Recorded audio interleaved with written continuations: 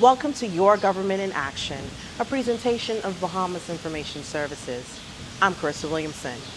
And for our first episode of 2025, we bring you our coverage on the accomplishments, milestones, and progress the government has made throughout 2024. From embracing technological advancements, driving energy reform, and fostering international partnerships, the past year has been one of growth and innovation. Tonight, we'll revisit our key stories that define 2024 in this episode of Your Government in Action, the 2024 recap. In 2024, the government introduced legislation aimed at modernizing key sectors, promoting economic development, and improving the quality of life for all Bahamians. Join us as we highlight the impactful laws that are shaping the future of our nation. The 2024-2025 budget reflects just how far we have come in under 3 years in putting our country's fiscal house in order. In fact, as you will see, we have significantly surpassed international projections. I very much understand why the international projections were cautious. They were cautious because we faced, and in many ways continue to face, very serious challenges. But let me tell you something. It's never a good idea to underestimate Bahamians. When we came into office, the fiscal situation was bleak, with a deficit that was 13.1% of GDP. By the end of the last fiscal year, that deficit had been significantly reduced to 3.8% of GDP. And during this budget communication, I will announce a further reduction. But I don't want to wait to share the bottom line. What is the bottom line? In under 3 years, we have knocked $1 billion off our deficit.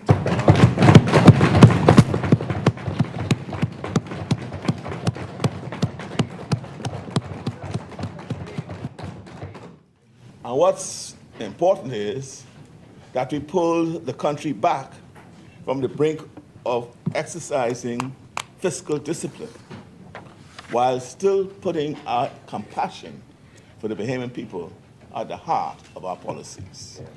During his contribution to the debate in the House of Assembly on April 29, 2024, Minister of Immigration, the Honorable Alfred Sayers, provided the benefits of a new digitization process being proposed through an amendment to the Immigration Act.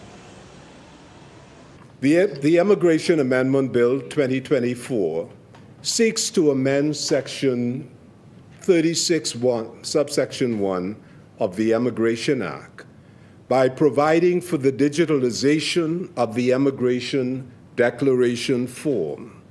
It represents not just a step forward, but a leap into the future in the management of our national borders.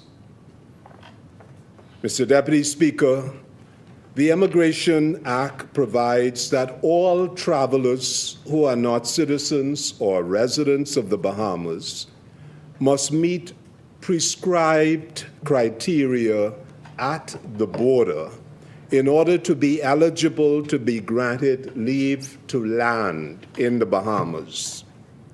Admittance is not automatic, and although a traveler might meet the prescribed criteria, extenuating circumstances and other factors may result in refusal of leave to land. Minister of Agriculture and Marine Resources, the Honorable Jomo Campbell, introduced the debate in the House of Assembly on the Veterinary Medicine Bill 2024 on October 2, 2024. The bill, according to Minister Campbell, will lay the foundation to create a comprehensive regulatory regime for the practice of veterinary medicine in the Bahamas. This bill seeks to create a comprehensive regulatory regime for the practice of veterinary medicine in the Commonwealth of the Bahamas. It addresses critical areas such as the licensing of veterinarians, the establishment of professional standards, the regulation of veterinary practices, and the establishment of a long-awaited veterinary council and the appointment of a registrar. The aim of the bill is not just to uphold the welfare of animals, but also to ensure the practice of veterinary medicine and ensure that it remains effective, responsible, and aligned with modern scientific advancements. This bill, Madam Speaker, when enacted, will repeal and replace the 1966 Veterinary Surgeons Act. This is what it looked like. 1966.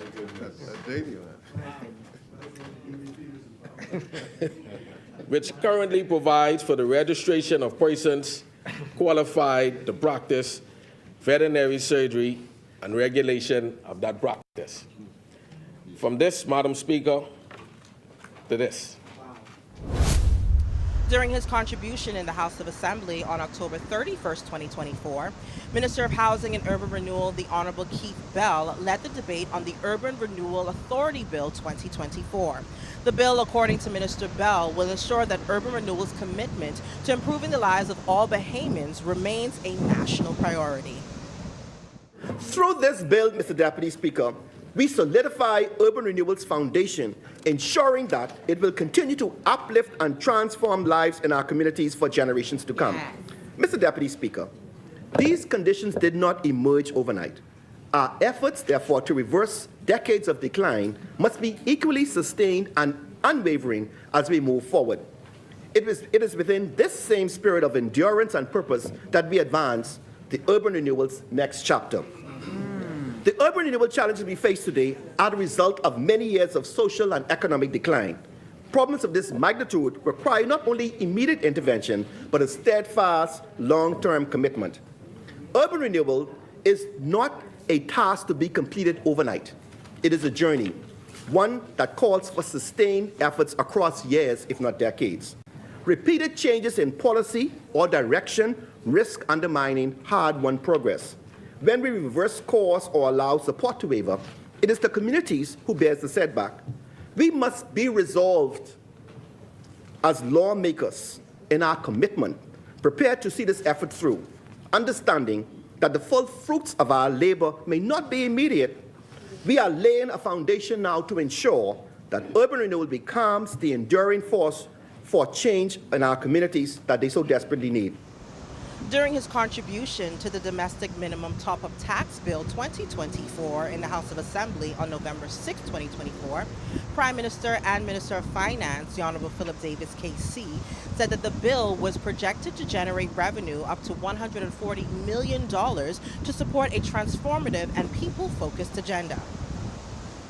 This top-up tax, which is the first ever corporate income tax introduced in the Bahamas, will raise revenues without negatively impacting Bahamian businesses in this country.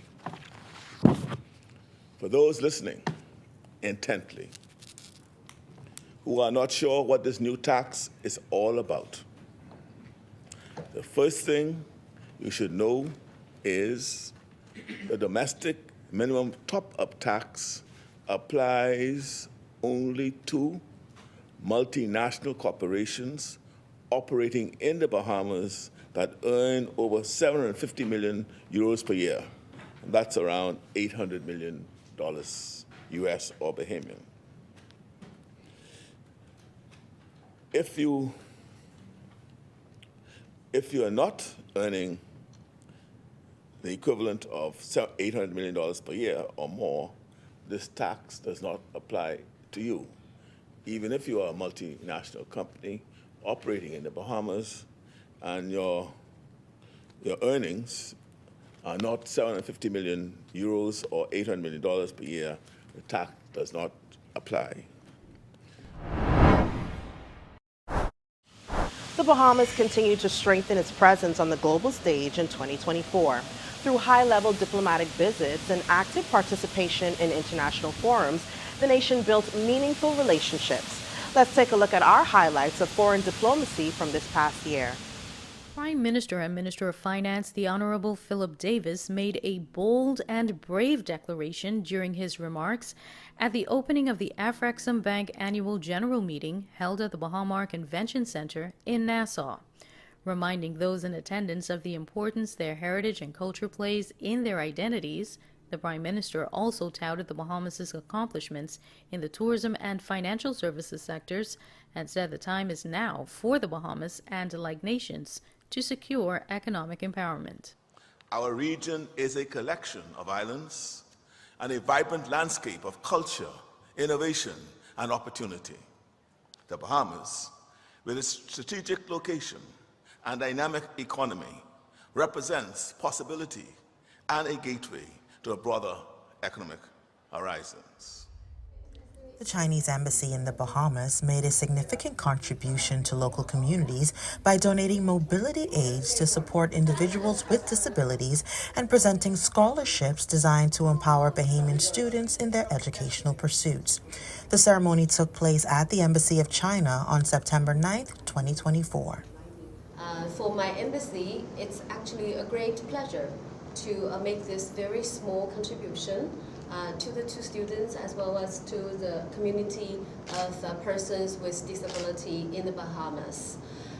For China, we take Bahamas as a great friend in the Caribbean region, and with the efforts of my predecessors, my embassy staff, and all Bahamians from all walks of life, the bilateral relations have been maintaining a very good momentum, and the friendship between the two countries has been enhancing.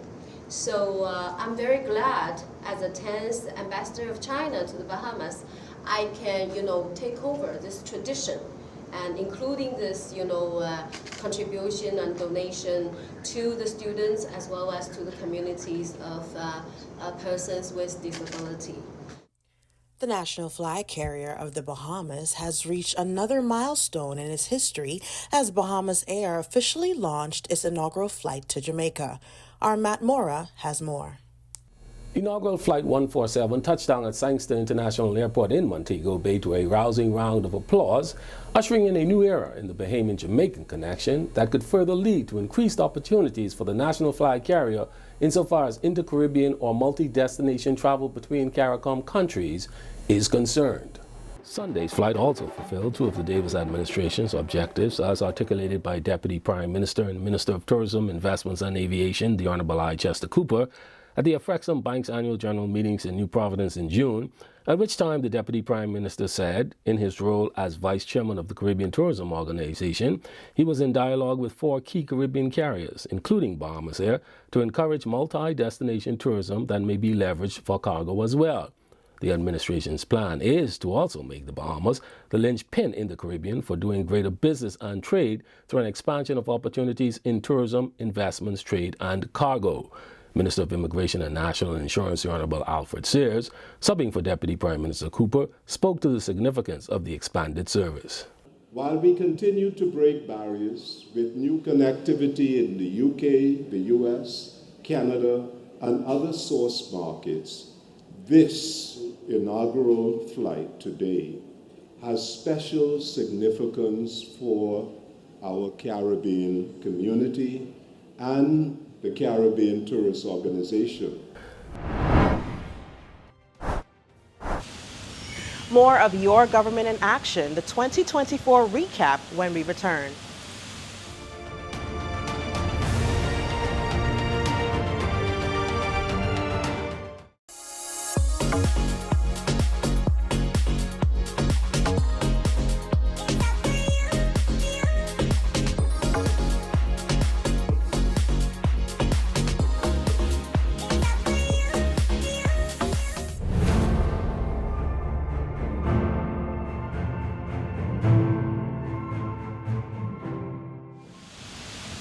Welcome back.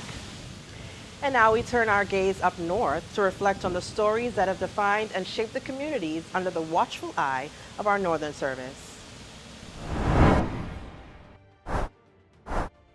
The Davis administration is moving full speed ahead with its robust plan for Grand Bahama Island. In 2024, tourism arrivals continue to increase. The construction industry in both the public and private sector remains healthy, and the number of new ventures like Carnival's Celebration Key project has proven that investor confidence on the island is secure. Optimistic about the future of the people of Grand Bahama, the Davis administration did not hesitate when it came to highlighting the fight our forefathers and foremothers endured for justice, liberty, and equality during an exhibition at the Harold de Gregory Complex on Majority Rule Day, January 10th. Minister for Grand Bahama, the Honorable Ginger Moxey, reflected on how that day back in 1967 changed the trajectory of the history of the Bahamas, and that fight ignited a fire in a group of Bahamians determined to place the authority of the government in the hands of all Bahamians through the power of a single vote. At the end of January, the government also launched the spring session of its 2024 Fresh Start program. The Ministry of Youth, Sports and Culture's Youth Fresh Start program was initiated in 1999 and is one of the ministry's signature programs geared towards providing unemployed youth between the ages of 18 to 25 with soft skills training and a certification in a trade or vocational area. In early February, the Ministry for Grand Bahama hosted the West Grand Bahama Entrepreneurial Expo as another means of empowering micro, small, and medium-sized businesses and aspiring entrepreneurs in West Grand Bahama.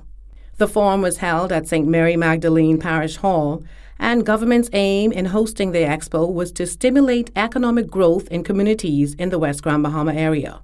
Deputy Prime Minister Cooper pointed out that the fastest way to create employment, wealth, and opportunities is through entrepreneurship. He further noted that the initiative was not only the keeping of a promise, but it was because the government saw a significant opportunity in West Grand Bahama. Later that month, Minister of State in the Office of the Prime Minister, with responsibility for disaster risk management, the Honorable Leon Lundy, held a special meeting with the Grand Bahama Disaster Consultative Committee. It was his first official visit to Grand Bahama since taking on his new portfolio. The meeting, which included various department heads of the government, administrators, chief counselors, and private partners, was held at the Collab Center in the Harold de Gregory building.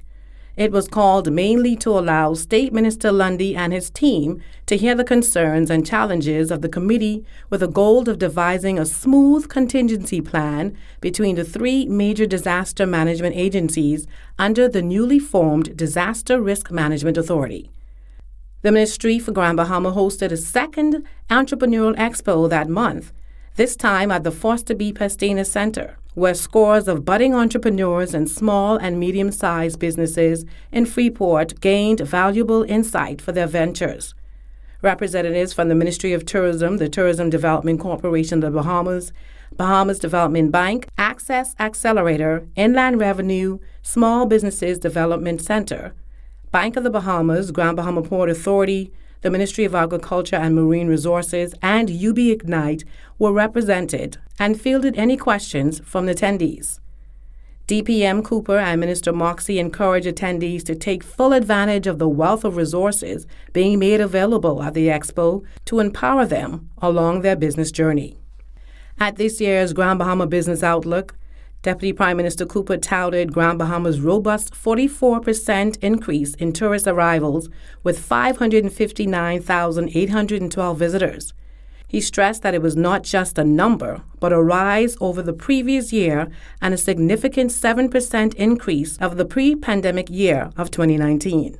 The tourism minister also pointed out that the Grand Bahama is, in fact, the fastest growing destination in the Bahamas by air arrival and the third fastest growing island overall. As for major new investments for the island, DPM Cooper said that with Carnival's $500 million Celebration Key development and Grand Bahama Shipyard's $100 million expansion alone spells over 2,500 direct Bahamian jobs and $3.2 billion in incremental revenue to the government. Additionally, the minister with responsibility for investment revealed that the Royal Caribbean, ITM Group, and MSC was about to embark on an $80 million cruise port and water park project at Freeport Harbor with a projected completion date towards the end of 2026. When it comes to the culture and arts, Grand Bahama has certainly not shied away from competition, as was evident during an award ceremony when Minister of Youth, Sports and Culture, the Honorable Mario Boleg, handed out close to 100 awards to winners in both the 2023 National Arts Festival and the 2024 Junior Junkanoo Parade. He noted that Grand Bahama has consistently shown remarkable enthusiasm and commitment regarding the development of the arts and Junkanoo, and has had the highest number of entrants in the E. Clement Bethel National Arts Festival and the Junior Junkanoo Parades year after year. Minister Boleg said these contributions are instrumental in ensuring that events like the National Arts Festival and the Junior Junkanoo program continue to thrive, providing our youth with opportunities to showcase their talent and celebrate our cultural heritage. In March, the government's beautiful Grand Bahama program graduated 39 of its members with the National Center for Construction Education and Research Certification from the Bahamas Technical and Vocational Institute. While delivering the keynote address to the West Grand Bahama cohort at Bethel Deliverance Center, Minister Moxie called it a proud moment and an historic moment. She pointed out that the program was created to revitalize our communities by addressing long outstanding community concerns and employing residents who felt hopeless, particularly the young men. The government recognizes the need to restore the dignity of Bahamians by giving a hand up instead of a hand out, and to provide opportunities for Bahamians to make an honest living and hold their heads up high, despite challenges. The program has employed 350 people assigned to execute various priority community projects identified by the Ministry for Grand Bahama from East to West Grand Bahama.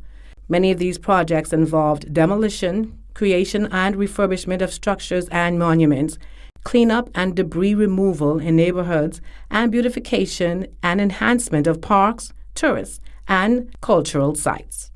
A textbook model of the public-private partnership is the 8,000-square-foot Evangeline Jervis Community Service Distribution Center, the first dedicated hurricane shelter in the country, constructed by the Seventh-day Adventist Church in Grand Bahama.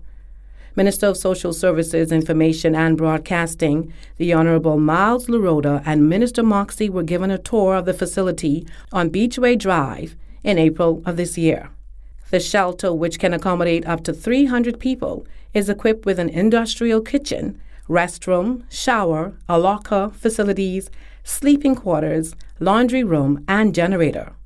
Later that month, the island also witnessed the opening of CG Atlantic's $5.3 million office in Freeport. Prime Minister and Minister of Finance, the Honorable Philip Davis, applauded CG Atlantic for being an exemplary, forward-thinking investor and commended the insurance company for keeping its commitment 5 years after breaking ground and remaining loyal to the people of Grand Bahama through the worst hurricane in our nation's history and the fallout from an unprecedented global pandemic. The 10,000-square-foot building sits on 4.3 acres, has green building technology for energy and water conservation, and a community garden. Prime Minister Davis also congratulated CG Atlantic for its green and renewable energy initiatives and said his government embraces companies like CG Atlantic that are forward-thinking and aligned with the government's vision of the future. He further praised CG Atlantic for making an investment that will not only be good for the environment, but also for business in the long run, adding that his administration is currently making significant investment in solar microgrids and large-scale solar power generation capacity in New Providence and throughout the Family Islands to generate cheaper, cleaner, and more stable electricity for everyone. In May, the Ministry of Finance hosted a town meeting at the St. Cleveland Baptist Church in Freetown, the East Grand Bahama Microgrid Energy Project, on environmental, social, and geotechnical study for resilient microgrid projects in East Grand Bahama. That same month, in an effort to build community spirit, the Ministry for Grand Bahama teamed up with the Blood Donor Society of Grand Bahama once again to host a blood drive and encourage the community to participate. That month also witnessed the official opening of the Ministry of Youth, Sports and Culture's Grand Bahama office, which had been destroyed in Hurricane Dorian back in 2019. And the Ministry for Grand Bahama also facilitated a one-day protocol workshop at the Grand Lacayan Resort for senior government officials, the Judicial Department, local government, and churches on the island. In June of this year, Minister Moxie outlined plans for Innovate 242 Incubator in Grand Bahama during her contribution to the 2024-2025 budget communication in the House of Assembly, and revealed the site for the project was the Royal Palm Resort on the Mall Drive. The Evangeline Jervis Hurricane Shelter was officially opened. The first ever food truck festival announced by the Ministry of Tourism, Investment and Aviation was held on Tano Beach, and 8 Mile Rock High School received the title of Best Local Government Junior Council in Grand Bahama. It was also when Minister Moxie addressed the first day of the Afreximbank's annual meetings and Afro-Caribbean Trade and Investment Forum 2024 and emphasized its significance to the country. Days later, an historic signing for the development of the Afro-Caribbean Marketplace and Logistics Center took place for the Grand Bahama between Afreximbank and the Ministry for Grand Bahama at the Office of the Prime Minister. That month, 8 Mile Rock High also won the National Junior Council Award and received $5,000 for their effort.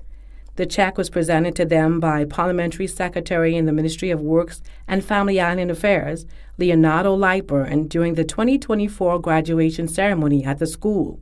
The year also birthed new beginnings when the Lewathon Group of companies officially relaunched the South Riding Point Oil Terminal in East Grand Bahama, and the Parliamentary Registration Department and the Ministry of Public Service officially opened their new offices in the Wynn Building in downtown Freeport.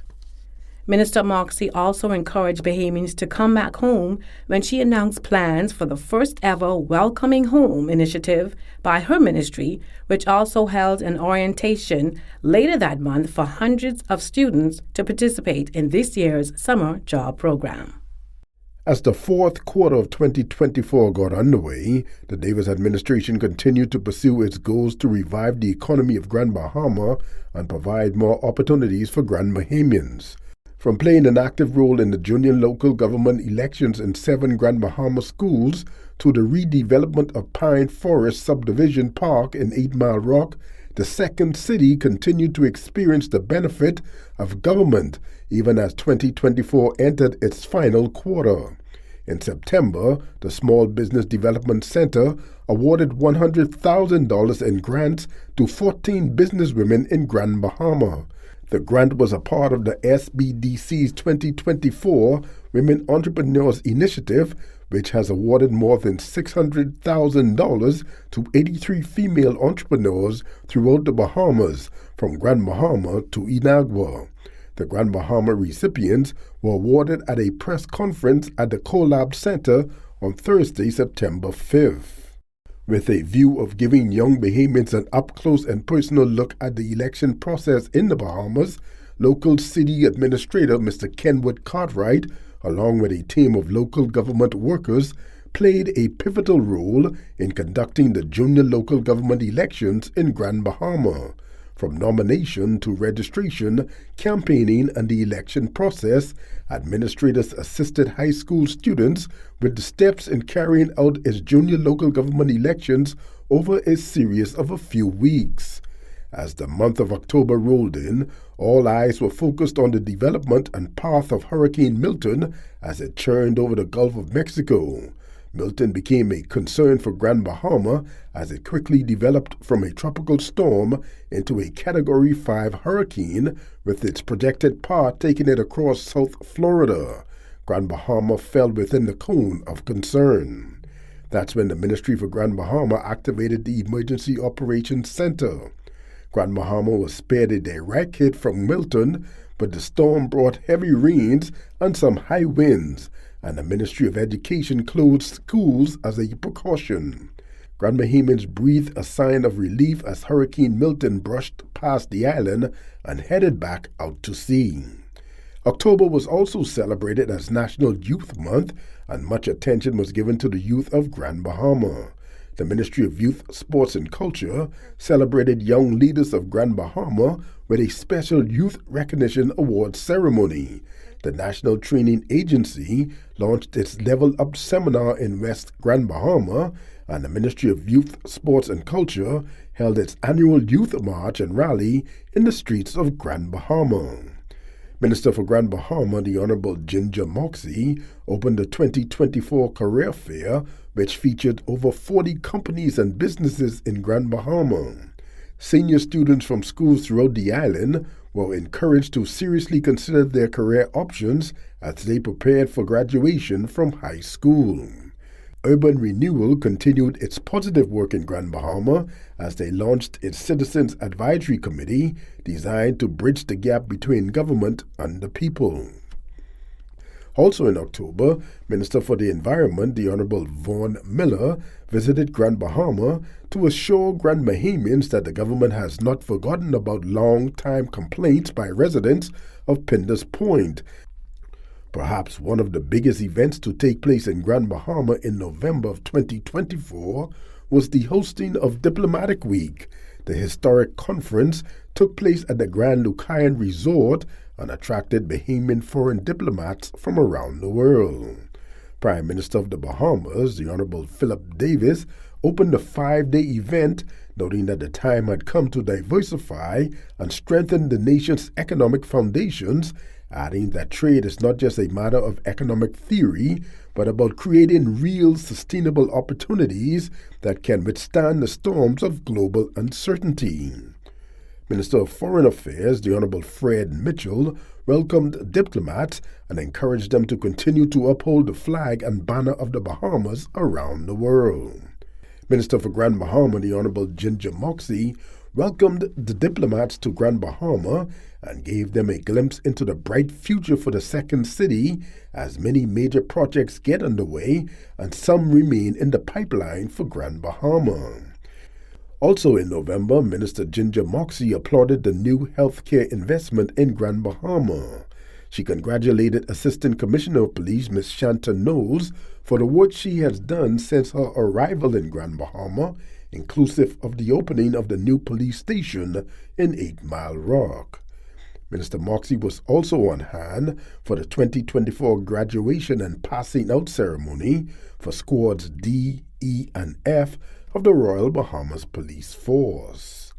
The Department of Social Services held a much-anticipated town hall meeting to increase awareness of the ministry's programs and offerings. Minister for Social Services, Information and Broadcasting, the Honorable Miles LaRoda, was in attendance. The minister was able to clarify some of the misconceptions and confusion which some Grand Bahamians had about the role of social services and the National Insurance Board. Grand Bahama was the place for celebrating history as the second city welcomed back home basketball star Jonquel Jones as MVP of the WNBA. A historic motorcade drove through the streets of Grand Bahama as Bahamians celebrated the Bahamian basketball star. There was also the unveiling of a billboard of MVP Jones at the entrance of 8 Mile Rock, where Jones was born and raised. 2024 has been a unique year for the Davis administration on the island of Grand Bahama. There's been some ups and some downs, some highs and some lows, but in the end it has all leveled off with progress. And that's exactly what the Davis administration has been going for, progress in the second city. With tourism numbers and employment numbers up, and with some $2 billion worth of investments flowing through the island, it is fair to say that Grand Bahama is on the move. As 2025 rolls around, Grand Bahamians can look forward to the new year with expectation, anticipation, and optimism. As many of the major projects which got started this year expected to be completed in 2025, and with new projects on the way and even more investments in the pipeline, Grand Bahamians have much to be optimistic about. During one of his first speeches to Grand Bahamians since taking office, Prime Minister Philip Davis made an interesting statement. He noted that the success of Grand Bahama will affect the overall success of the entire Bahamas. With that view in mind, Prime Minister Davis and his administration is committed to ensuring the success of Grand Bahama, and we will be right there to bring it all to you in 2025. For Your Government in Action, I'm Andrew Coakley.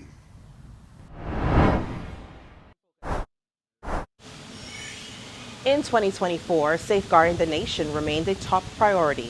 From enhancing law enforcement capabilities to community-focused crime prevention programs, the government has been committed to ensuring the safety and well-being of every Bahamian. Join us as we take a closer look at the initiatives that have fortified national security this past year.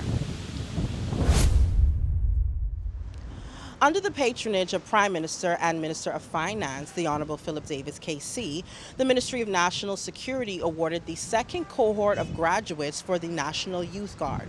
The graduation ceremony took place at Breezes Resort on May 3rd, 2024. I've really been looking forward to this afternoon. An opportunity to come together to honor the newest graduates of our National Youth Guard. Congratulations to you all.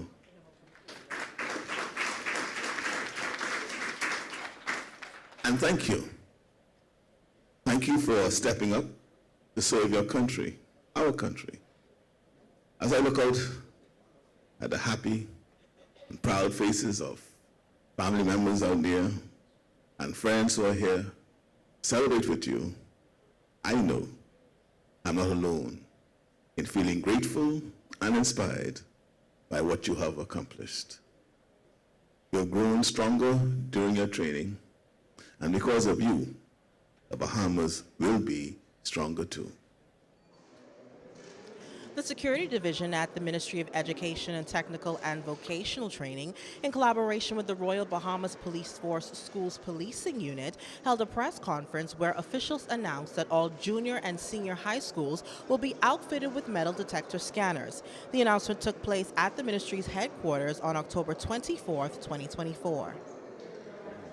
Thank you for being here today for this important press conference where we will provide critical updates regarding the Ministry of Education and Technical and Vocational Training and the Royal Bahamas Police Force latest initiative to enhance school security. The Ministry of Education and Technical and Vocational Training is fully committed to ensuring that safety and the well-being of our teachers, staff, and students across the country are taken care of. We recognize that our schools should be a place where both education and safety are paramount, and we are taking proactive steps to make sure that that remains the case. Today, I am pleased to announce the acquisition of metal hand scanners, which will be deployed to our schools in New Providence as a part of our broader schools safety strategy. These scanners represent a crucial and critical investment in our security measures, helping to prevent unauthorized items from entering our campuses and ensuring that our students and our staff are learning and working in a safe environment. After the recent launch of the FUSES program to assist technology management in a more rapid response, the Royal Bahamas Police Force is asking the public to partner in an initiative that will further these goals by registering their external CCTV cameras. Assistant Commissioner of Police Zhivago Daines provided further details of this initiative at a press conference held at police headquarters on October 3rd, 2024. Just over 5 months ago, we launched our FUSES platform, which integrates our technologies like body-worn cameras, CCTV, ShotSpotter, and AVL into one single window for better management and faster incident response. As a part of this initiative, we have invited the public to partner with us by registering their external CCTV cameras to boost results of the technology. I want to emphasize, by registering your cameras, you maintain full control of your equipment and content. We do not view or control them. The process works like this. If an incident occurs in your area, we will contact you, and if your camera captured important footage, you can easily share them with us through the FUSES platform. To date, 936 residents have registered their CCTV cameras with us. Officers of the Royal Bahamas Police Force were honored and recognized for their dedication for long service, good conduct, and faithful service in maintaining law and order in the Bahamas in a medal presentation ceremony. The ceremony took place at Government House on December 6, 2024. It is an honor to stand before you, and it's humbling as we celebrate the recipients of the long service and good conduct and faithful service medals. These awards are more than just symbols. They're testaments to commitment, discipline, and character. The Long Service and Good Conduct Medal for Career Officers holds a storied place in the traditions of the Royal Bahamas Police Force, instituted to honor those who have completed 18 years of continuous service, exemplary service. This medal reflects not only longevity, but also integrity. It signifies a career unmarred by disciplinary action, a standard that calls for vigilance, professionalism, and steadfast adherence to the code of ethics that defines this great force. 17 police officers received certificates for the completion of a Royal Bahamas Police Force domestic violence certification course conducted by the Pan American Development Foundation and the United States Embassy. The graduation ceremony took place at Harry Seymour Library on November 22, 2024. It is a pleasure to have the opportunity to speak on behalf of the first cohort of police officers to successfully complete the domestic violence course funded by the United States government through the Pan American Development Foundation. Day one, we entered the classroom full of excitement and somewhat apprehension because we thought to ourselves, why me? We know about domestic violence. We deal with it almost on a daily basis. But it turns out we didn't fully grasp the various forms it takes, nor the long-term impact it has on victims. We understood that it was physical, but later found out that it encompasses a range of behaviors, including emotional, verbal, financial, and psychological abuse. Through instruction and well-thought-out activities, we learned how deeply ingrained societal factors such as gender roles and power dynamics contribute to the cycle of abuse. All forms of abuse are equally harmful and can have long-lasting effects on the victims, even when there is no visible signs of physical injury. Creating a sustainable energy future remained a major focus for the government in 2024. With various investments in renewable energy projects, the government has been paving the way for a cleaner, more affordable, and reliable energy system. Here's how these efforts are driving progress across the Bahamas. The Ministry of Education and Technical and Vocational Training, in conjunction with the Ministry of Finance, held a commissioning ceremony of the solar photovoltaic generation systems that were installed at C.V. Bethel High School, Doris Johnson High School, and T.G. Glover Primary School. The ceremony was held at the T.G. Glover Professional Development and Research School on May 2nd, 2024. The observation was made that it was Hurricane Dorian and Joaquin that really precipitated an awareness of our reality and the issue of climate change, energy, carbon footprint, all of these issues. And truthfully, I think that these events are a wake-up call in a much larger way, because it tells us that we're not somewhere else. We are who we are. We live where we live, we love where we live, and that we have to do all that we can, first of all, to ensure that we have a level of sustainability in our reality, and more than that, that our people who live in this environment, who have evolved and developed and grown and progressed in our own reality, create a mandate for ourselves, an architectural reality for ourselves, and I don't mean just buildings, I mean everything. How we do everything must reflect who we are and what we are. The Ministry of Finance, in conjunction with the Project Execution Unit and the Bahamas Technical and Vocational Institute, launched the Renewable Energy Installation and Maintenance Program at the school's New Providence campus on May 27, 2024. Approximately 30 students are enrolled in the first cohort of this program. We at the Bahamas Technical and Vocational Institute are elated that we have been able to partner with the Ministry of Finance Office of the Prime Minister to really pull this off. Our new strategic plan talks about charting the way to success. And this is a prime example of BTVI doing just that. We are delighted to have provided the facilities in which this would happen, embryonic though they may be. And we envision, as we map out our new master campus here at BTVI main campus, we will use this as a kind of nucleus to really ingrain the pillar of renewable energies. To allow greater generation capacity and improve services, Bahamas Power and Light partnered with Bahamas Utilities Holdings Limited for the use of dual-fuel turbine engines. The Ministry of Energy and Transport, in collaboration with the partnership of BPL and Bahamas Utilities Holdings Limited, held a commissioning ceremony for the engines at SunOil headquarters on October 15, 2024.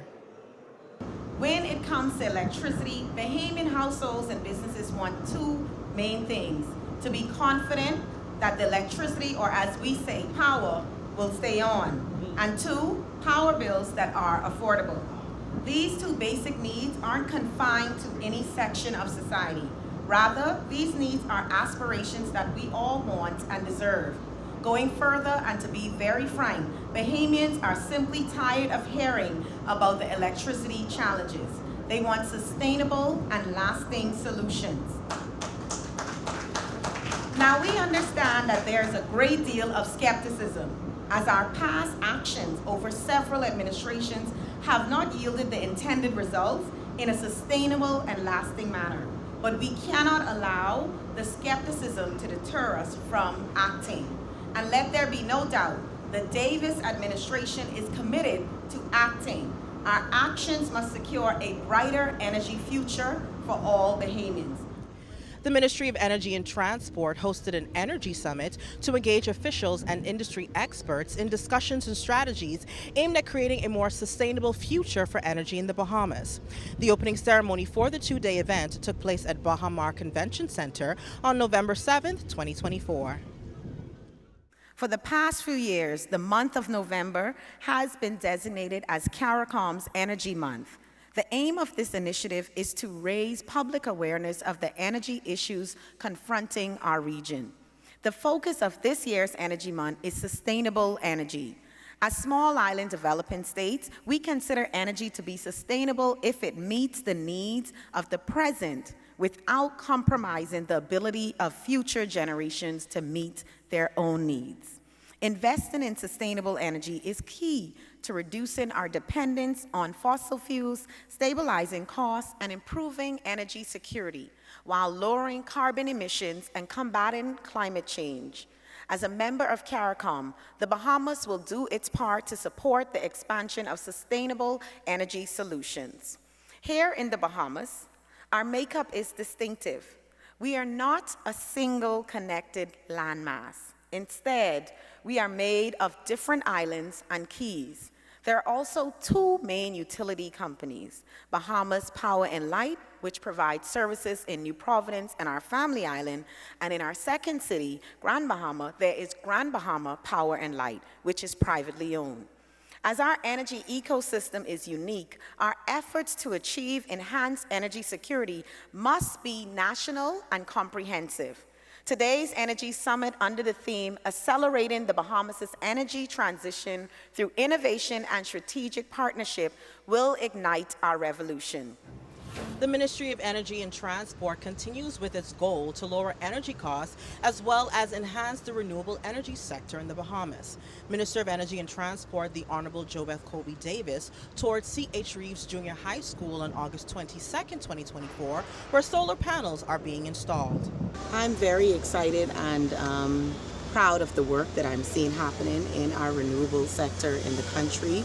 This is an ongoing exercise to continue to advance the incorporation of renewable energy in our electricity sector, but also to support the cost and lowering the cost of electricity, especially with our schools. And so this project has started about 3 weeks ago, and hopefully it should be completed before school resumes their classes with students. And we look forward to hearing more about the savings that it results in and also the support of stabilizing the supply of electricity to the schools. Stay tuned for more of Your Government in Action, the 2024 recap, when we return.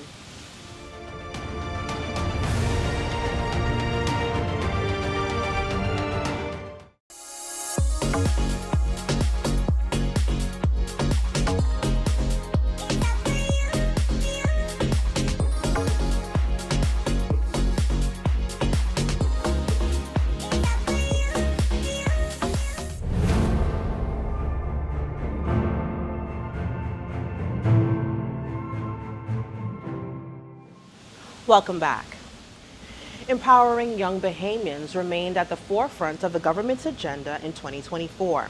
The government made significant strides in strengthening the education system, focusing on both innovation and accessibility.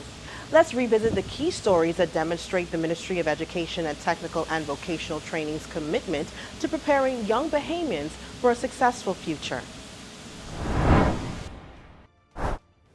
The government of the Bahamas intends to construct 8 swimming pools as a part of the Pools in Schools initiative. The groundbreaking ceremony for the initiative took place at the government high school on June 13, 2024.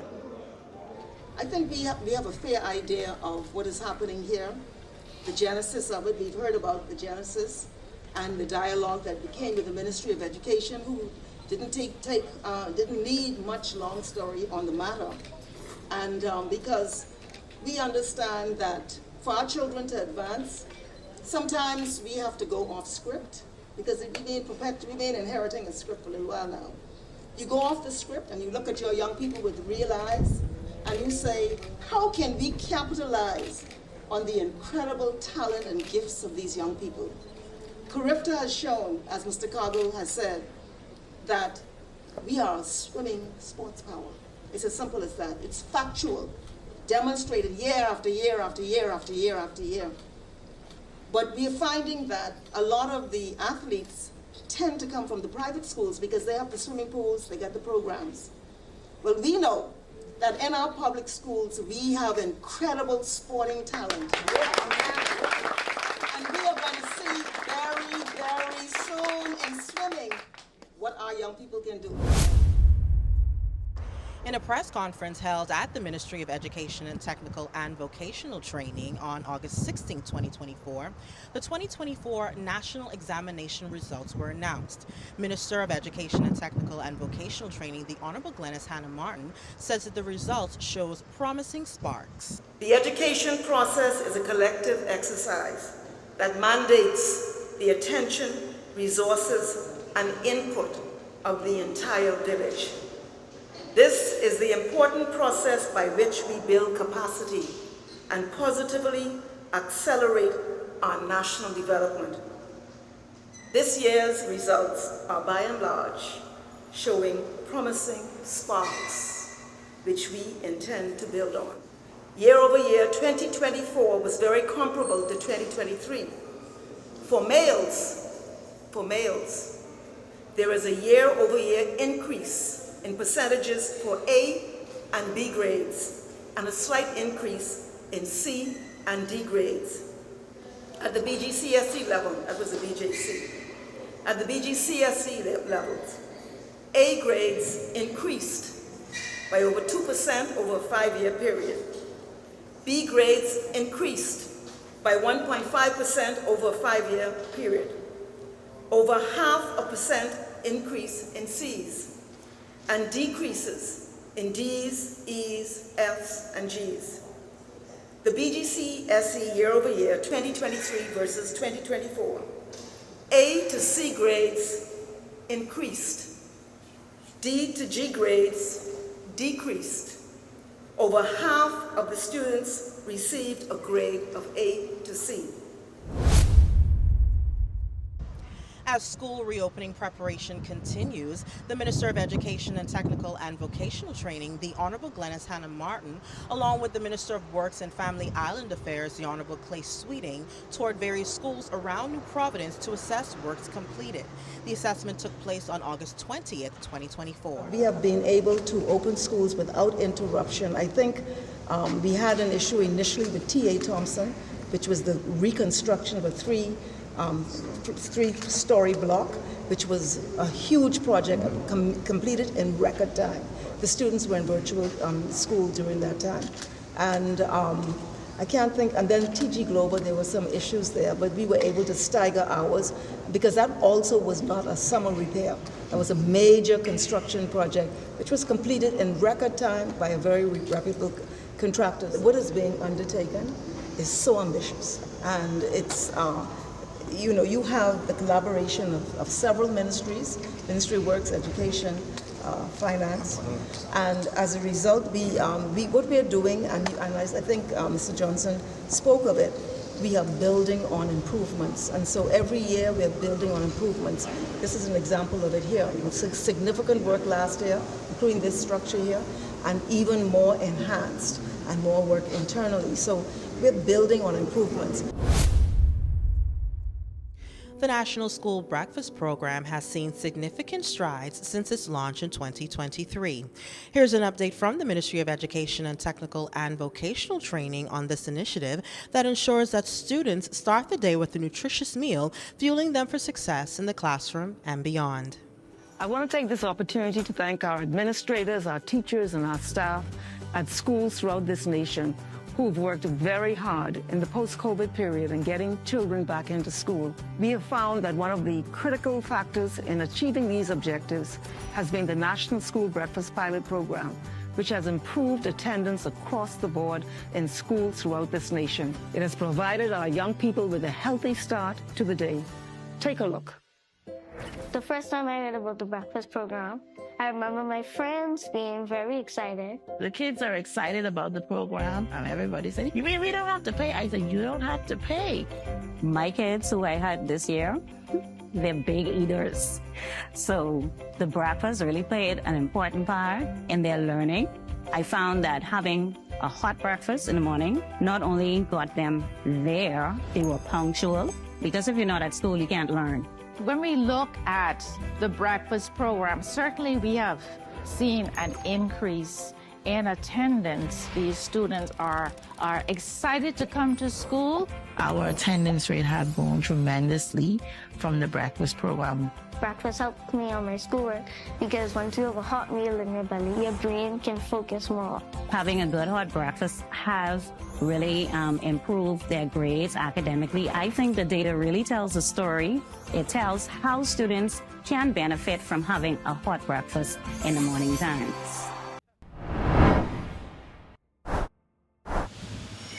As we conclude this special episode of some of the coverage that we provided you for 2024, we reflect on the accomplishments and look forward to the promise of 2025. I'm Carissa Williamson, and this has been Your Government in Action, a proud presentation of Bahamas Information Services. Join us on Tuesday evenings where we bring you highlights, coverage, and information as we continue to do what we do best, linking people and government.